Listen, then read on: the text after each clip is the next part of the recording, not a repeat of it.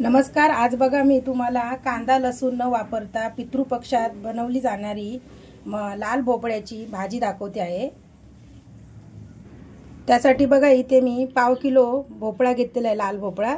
त्याच्या आपण पहिल्यांदा बघा अशा चमच्याने आपण हे सर्व बिया वगैरे त्याचा गर काढून टाकूया।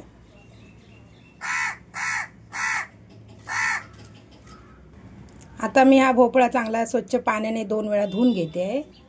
हे पहा भोपळा धुवून झालाय। आता मी बघा त्याची साल काढून घेते विळीवरती।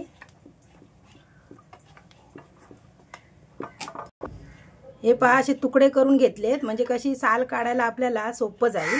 बघा साल अशी साईडला कशी त्याची कडक साल असते ना, ती काढायची व्यवस्थित पाठीमागून। ही बघा अशी सर्व याच्या मी साली तशाच काढून घेते आहे।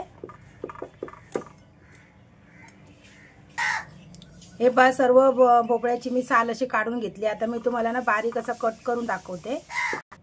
हे पहा अशा फोडी करायच्या, लहान मोठ्या जेवढ्या तुम्हाला पाहिजे असतील तशा फोडी करून घ्यायच्या आहेत। हा पहा आपला भोपळा कापून झालेला आहे। इथे बघा 3 हिरव्या मिरच्या घेतल्यात, त्या मी कट करते आहे।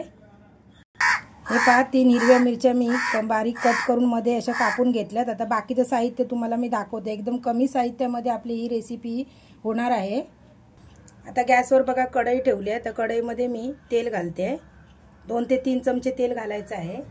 हे पहा कढईमध्ये तेल तापल्यानंतर आपण त्यामध्ये बघा अर्धा चमची मोहरी घालायची, अर्धा चमचा जिरं घालायचं, इथे हिंग घालायचं आपण पाव चमचा, कढीपत्ता घालायचा आहे, हिरवी मिरची घालायची आहे, मग अशी मी कट करून ठेवलेली आहे ती। फोडणी जराशी चांगली तडतडल्यानंतर आपण त्यामध्ये फोडी केल्या होत्या भोपळ्याच्या त्या घालून घ्यायच्या आहेत आणि चांगल्या अशा तेलावरती परतून घ्यायच्या आहेत आपण भोपळ्याच्या फोडी। तेलामध्ये आपण 1 ते 2 मिनिटं चांगलं असं परतून घ्यायचं आहे। आता त्यामध्ये बघा मी थोडीशी इथे हळद घालणार आहे। हळद मी फोडणीमध्ये अगोदर का नाही घातली, कारण ते काळपट होणार भोपळ्याच्या फोडी, म्हणून अगोदर घालायची नाही आपण हळद। आता आपण त्यानंतर त्याच्यामध्ये हे बघा चवीनुसार आपण मीठ घालायचं आहे। हे बघा मीठ घालूया। मीठ घातल्यानंतर आपण परत अशी परतून घ्यायची आहे भाजी व्यवस्थित अशी बघा मिक्स करून घ्यायची, म्हणजे व्यवस्थित अशी मिक्स करायची भाजी। कारण हे कसं आपण पाणी न घालता ही भाजी वाफेवर शिजवणार आहोत, त्यामुळे चांगली अशी मिक्स करून घ्यायची अगोदरच आपण व्यवस्थित अशी बघा। आता आपण लो टू मीडियम गॅसवरती झाकण लावून ठेवायचं आणि मध्ये मध्ये ना चेक करायचं आपण। हे पहा आता आपण एकदा चेक करूया भाजी। हे बघा पाणी न घालता सुद्धा या बघा भोपळ्याला पाणी सुटलेलं आहे।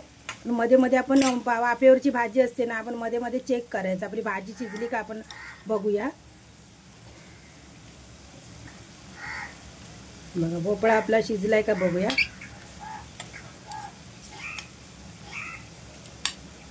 शिजलाय भोपळा आपला। आता आपण बघा त्यामध्ये पाववाटी ओलं खोबरं टाकायचं आहे। ओल्या खोबऱ्याने या भाजीची चव एकदम छान होते आणि ही भाजी न खाणारे पण आवडीने खातील। माझ्या पद्धतीने तुम्ही भाजी करून बघा। इतर वेळेस तुम्ही कांदा आणि लसूण वापरला तर अजूनही छान होते, चव येते त्या भाजीला। पण अशी जरी तुम्ही साधी भाजी केली नाही तरी खूप अप्रतिम अशी भाजी होते आणि झटपट होते ही भाजी। कारण आपल्याला बघा पितृपक्षामध्ये नैवेद्याला ही भोपळ्याची भाजी लागतेच, त्यामुळे आपण ही भाजी नैवेद्याच्या पानामध्ये ही भाजी आपली असतेच। आता आपण त्याच्यावरून बघा थोडंसं कोथिंबीर टाकूया, अशी कोथिंबीर पेरून घेऊया, म्हणजे ती भाजीला अजून अशी गार्निशिंग केल्यानंतर अजून ती भाजी छान लागते। बघा मस्त लागते भाजी ही, करून बघा माझ्या पद्धतीने। आपली भाजी तयार झालेली आहे। आता मी गॅस बंद करत आहे। आता आपण या डिशमध्ये काढून घेऊया भाजी।